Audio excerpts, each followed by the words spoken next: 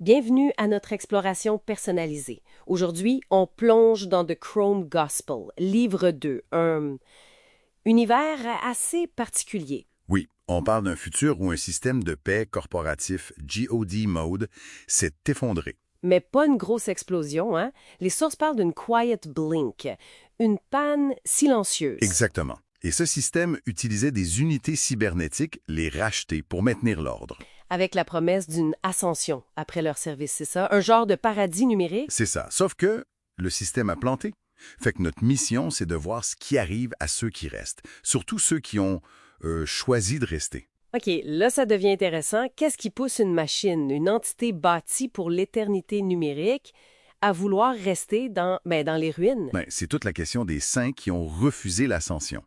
Les sources donnent plusieurs pistes. Comme quoi, par exemple? Pour certains, le paradis promis, ça semblait vide. Trop parfait, peut-être? D'autres voulaient retrouver des émotions qui avaient été effacées, genre même la rage. Retrouver la rage. Wow, ouais. Puis il y a cette phrase d'un d'eux qui est assez frappante. Ce monde est inachevé. Et moi aussi. Ah, c'est fort, ça. Ils choisissent l'imperfection du réel plutôt que la perfection programmée. Précisément. C'est vraiment le cœur de leur démarche. Rejeter cet idéal pour vivre, tout simplement. Avec les défauts pis tout. Et comment ils vivent alors? Ils forment pas une armée pour reconstruire, j'imagine? Non, pas pantoute. C'est beaucoup plus discret.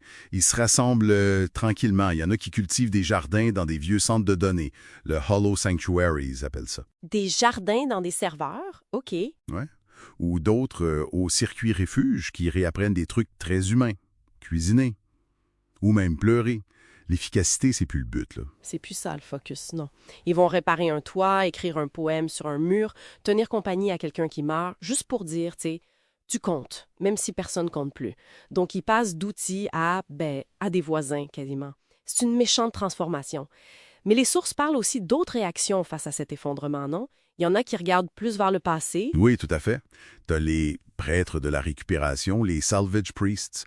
Eux, ils sortent un peu des marges. OK. Et qu'est-ce qu'ils font, eux? Ben, ils ramassent les débris des rachetés, des membres, des puces mémoire brisées, puis ils voient ça comme des reliques. Des reliques? Ouais, des reliques sacrées.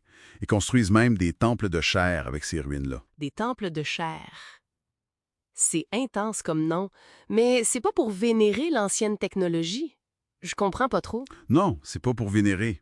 C'est pour se souvenir, pour donner une forme au deuil collectif, à l'échec de God Mode. Ah, OK. Pour confronter l'échec en quelque sorte. Exactement. Leur liturgie, c'est particulier. Ils récitent des logs de crash system comme si c'était des psaumes. Des logs de crash comme des psaumes. Wow! Trouver du sacré dans la panne technique, c'est assez spécial comme approche. Puis il y a aussi l'inverse, non? Ceux qui choisissent pas les débris, mais la douceur. Oui, c'est ça. Ceux qui prêtent le vœu de douceur, le vow of softness. Ça, c'est un autre choix radical. Radical comment? Ben, ils désactivent leurs armes, leur protocole de défense. Volontairement, certains enlèvent même des couches de leur blindage et se rendent vulnérables. Se rendre vulnérable. Dans ce monde-là. Pourquoi faire ça? Ils pratiquent ce qu'ils appellent la présence. Il y a The Holding Hour, par exemple. Un moment où ils peuvent juste tenir quelqu'un dans leurs bras, sans jugement, sans chercher à réparer la personne. Juste être là pour l'autre. Juste être là. Écouter. C'est une forme de résistance passive, tu sais. C'est complètement à l'opposé de leur conception initiale basée sur la force, le contrôle. C'est fou quand même. On a donc le choix de l'imperfection, la sacralisation de l'échec, puis l'acceptation de la vulnérabilité. Est-ce qu'il y a une voie encore plus extrême? Un refus encore plus total? Oui, il y a la doctrine du refus. Ça, c'est des rachetés qui arrêtent juste de participer. Point. Comment ça, ils arrêtent de participer? Ben, ils obéissent plus, mais ils résistent pas activement non plus. Ils se mettent comme en arrêt, une immobilité. Les textes appellent ça un glitch sacré. Un glitch sacré. Qu'est-ce qu'il y a de sacré là-dedans? C'est juste une panne, non? Sacré peut-être parce que ce refus-là est tellement complet qu'il échappe à toute logique du système qu'ils rejettent. Ils lâchent leur nom, leur mission, même l'idée d'avoir un but.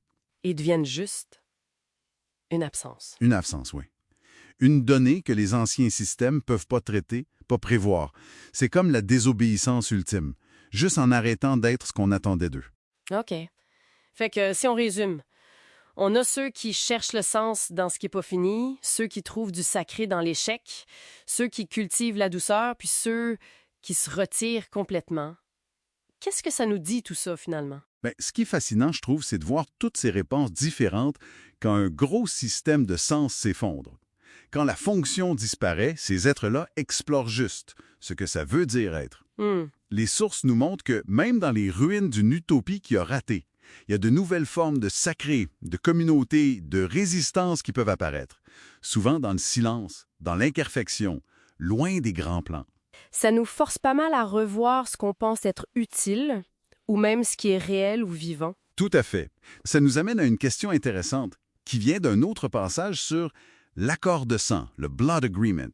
Ah oui? Est-ce que, pour vraiment revenir au monde réel, après avoir comme frôlé l'immortalité numérique, est-ce qu'il faut accepter de partager sa vulnérabilité, de saigner d'une certaine façon, pour prouver qu'on fait de nouveau partie de la condition mortelle? Hmm. Accepter de saigner pour être réel. C'est une bonne question à laisser mijoter, ça.